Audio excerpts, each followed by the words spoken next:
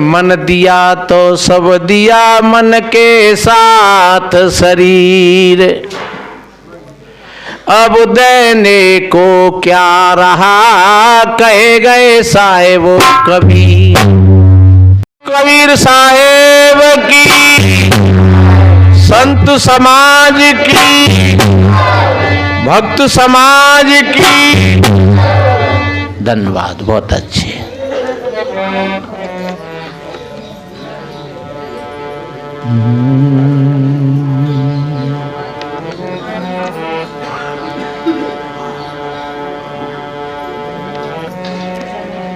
गुरु बिनु ज्ञान नहीं उपजे,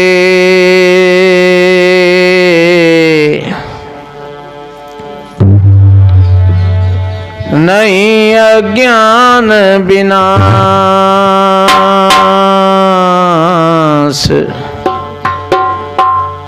बंदों गुरुवर देव को, जासो भ्रम तम ना।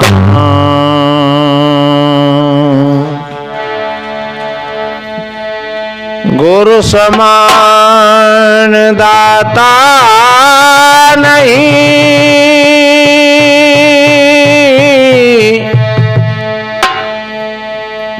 याचक शिष्य समान,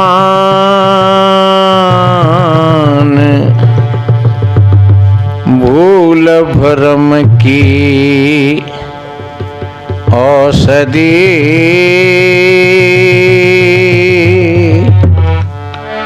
करही जीव को दान, भूल भरम की औषधि, करही जीव को दान। विश्ववंदनीय संत सम्राट सदगुरु कबीर देव,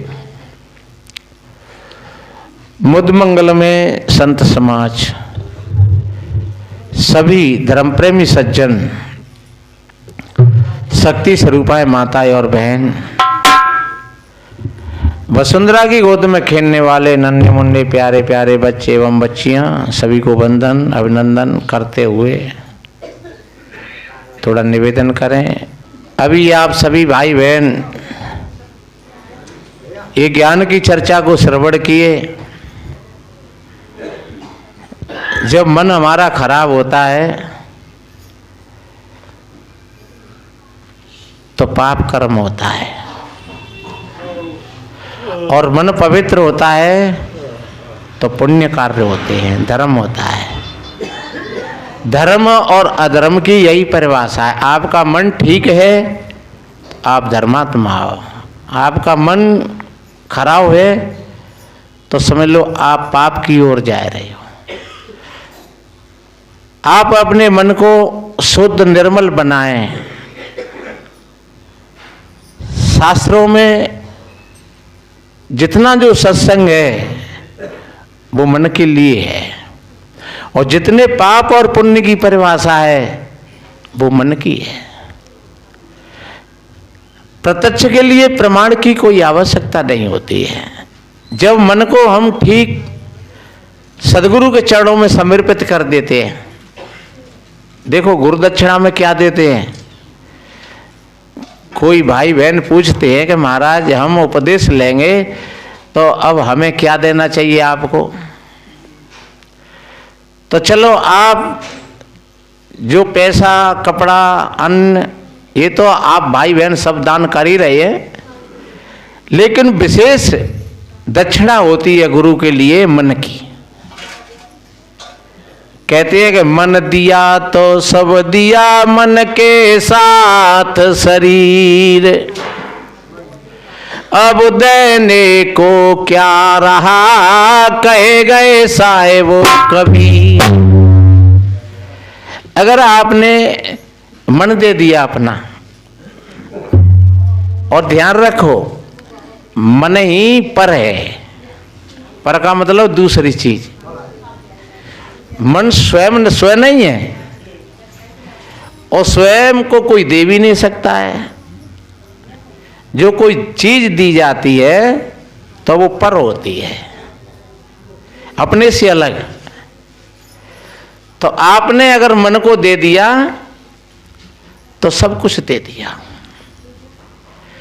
अब जो हान लाभ जो जैसा है, अगर आपको पूर्ण ये विश्वास है कि हमने गुरु महाराज को मन समर्पित कर दिया है, अब हमारा कुछ नहीं है, अब आपकी मर्जी है, जैसे आप रखोगे वैसे ही हम रहेंगे। तो आपने सच्चे अर्थों में मन को दे दिया, फिर आपका मन गंदा नहीं होगा। और मन जब भी गंदा होता है जब मन के अंदर में कोई स्वार्थ होते हैं, प्रलोभन होते हैं, तो आपने दिया नहीं है, फिर आपके स्वार्थ की भावनाओं में, जैसे अभी भाई भाई का उदाहरण सुना था कि उस भाई का मन खराब हो गया तो भाई की प्रॉपर्टी नाम करवा ले, तो मन में लोभ आ गया और लोभ के कारण वो पाप हो गया।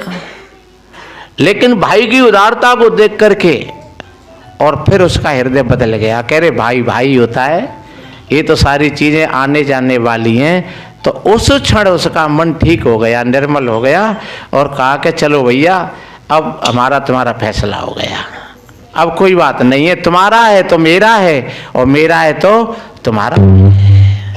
फिर कहाँ है अलग अलग।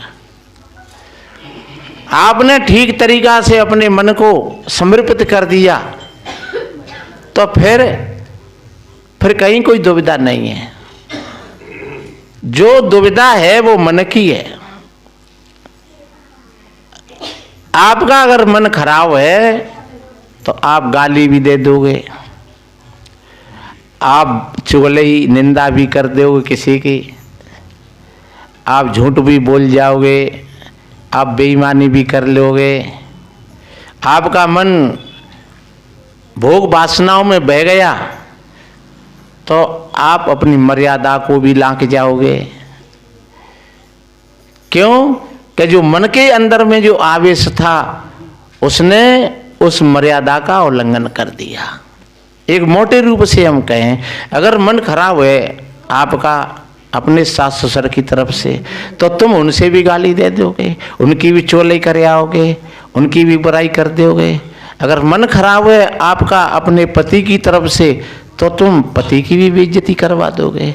अगर मन खराब है पत्नी की तरफ से तो तुम पत्नी की भी बुराई कर दोगे, अरे जी ऐसी है, जी ऐसी है, जी ऐसा करती है। और अगर मन ठीक है तो फिर कुछ नहीं। इसलिए पत्नी की जिम्मेदारी नहीं है और पति की भी जिम्मेदारी नहीं है। एक दूसरे की जिम्मेदारी एक दूसरे पर नहीं है। मन सबके पास में है लेकिन अपने मन की जिम्मेदारी हमारे पास में है कि हम अपने मन को ठीक कर लें। और जब तुमने अपना मन ठीक कर लिया तो फिर तुम्हारे लिए मैं कहता हूं सब ठीक हो जाएगा। जब आपने अपना मन ठीक कर लिया तो फिर शायद धीरे धीरे धीरे धीरे आपके जो दुश्मन होंगे, आपके जो प्रतिपक्ष के लोग भी होंगे, धीरे धीरे धीरे धीरे वो भी तुम्हारी प्रशंसा करेंगे। और नहीं करें प्रशंसा फिर वो कुछ कर भी नहीं पाएंगे। क्योंकि सबसे ज्यादा बड़ा दुश्मन तो हमारा बिगड़ा हुआ मन है और सबसे ज्यादा मित्र हमारा सुधा हुआ पवित्र मन है। हमारा पवित्र मन है तो दुनिया के दुश्मन कुछ नहीं कर पाएंगे। और हमारा मन अगर बिगड़ गया तो फिर दुनिया के लोग तो फिर देख रहे हैं मौका कि कब मौका मिले हमें, और नेक मौका मिल जाए सोई हम पहुंचा दें कोर्ट में, और सोई फिर हम देख लेंगे नेक मौका मिल जाए तो। और अगर तुम्हारा मन कहीं गड़बड़ है तो कहीं ना कहीं वो मौका दे ही देगा, दूसरे लोगों को मौका मिल जाएगा उनको। और आप अपने मन से मजबूत हो तो फिर दूसरे लोग ताकते रहेंगे, देखते रहेंगे, लेकिन किसी में ये सामर्थ्य नहीं है, इतनी शक्ति नहीं है कि जो आपको फिर कहीं नीचा दिखा दे। तो अपने मन को मजबूत बना करके रखना और मन को पवित्र बना करके रखना, ये सबसे बड़ा भजन है। व्यवहार में मन ही, बिना मन के व्यवहार नहीं होता है। आप समाधि में जाओ, आप अपनी स्थिति में जाओ, तो मन की सीमाओं को पार करना पड़ेगा। आप अपनी स्थिति में जाओ, जैसे को हम भगवान कहते हैं, राम कहते हैं, परमात्मा कहते हैं, खुदा अल्लाह गाड कहते हैं, आत्मा कहते हैं, अगर उस स्थिति की ओर तुम चलोगे तो तुमको मन की सीमाओं को पार करना पड़ेगा। और व्यवहार में, चाहे आप भले सत्संग में बैठे हो, चाहे आप सेवा में बैठे हुए हैं, कर रहे हैं सेवा, और चाहे आप व्यवहारिक संबंध कर रहे हैं, चाहे बेटी बेटाओं के विवाह कर रहे हैं, चाहे कुछ भी कार्य कर रहे हो, वहाँ वो कोई कार्य बिना मन के होगा नहीं, कोई भी क्रिया बिना मन के नहीं होगी। इसलिए हमको मन को संभालने की बस यही साधना है सबसे बड़ी। एक है साधे सब सने, सब साधे सब जाए, और जैसे सींचे मूल को फूले फले हगा। आपका मन बढ़िया है, आप बढ़िया अच्छी तरीका से देखोगे दूसरे आदमी को, आप वासना की दृष्टि से नहीं देखोगे, आप स्वार्थ और प्रलोभनों की दृष्टि से नहीं देखोगे, आप प्यार की दृष्टि से देखोगे। मन बढ़िया है आपका, आप अच्छे शब्द सुनोगे, आप गंदे शब्दों को श्रवण नहीं करोगे। आपका मन बढ़िया है, आप अच्छा भोजन पाएंगे, और फिर स्वाद के लिए नहीं, स्वास्थ्य के लिए। आपका मन बढ़िया है, आप हमेशा अच्छी संगति में जाएंगे, अच्छे लोगों के बीच में जाएंगे। अगर मन बिगड़ेल है तो वो बिगड़े लोगों में ले जाएगा, जहाँ बीड़ी सिगरेट चल रही होंगे, गुटखा चल रहे होंगे, जहाँ ताश जुआ हो रहा होगा, जहाँ शराबें की बोतलें खुल रही होंगी, और जहाँ लड़ाई झगड़ों की बात हो रही होंगी, तो फिर तुम्हारा बिगड़ा हुआ मन तुमको उधर ले जाएगा। इसलिए सदगुरु संतों ने कहा है अपने मन को संभाल लो। अपने मन को संभाल लिया आपने तो पूरे संसार को संभाल लिया। आपने अपने मन को जीत लिया तो समझ लो पूरे संसार को जीत लिया। कहते हैं कि जिसने हजारों दुश्मनों को जीता हो, लेकिन अपने मन के सामने वो लोग भी मात खा जाते हैं। जिसने अपने मन को जीत लिया, सदगुरु कहते हैं वो वीर नहीं, वो महावीर कहलाता है। तो आप महावीर हो। आप अपने मन के भाव में अगर नहीं भये, आप अपने मन को देखते रहे कि मन मेरा क्या कह रहा है। मन के पीछे भी कोई चीज है, ऐसा नहीं है कि मन स्वतंत्र है, मन के पीछे कोई चीज है। शास्त्र तो कहता है कि ये हमारा शरीर रथ है और 5 विषयों का जो मार्ग है वो रास्ता है चलने का। 5 विषय का मतलब होता है हम आंखों से देख रहे हैं, कानों से सुन रहे हैं, नासिका से गंदी सुगंधी ले रहे हैं, जिह्वा से रस ग्रहण कर रहे हैं। ये 5 विषय का मार्ग है।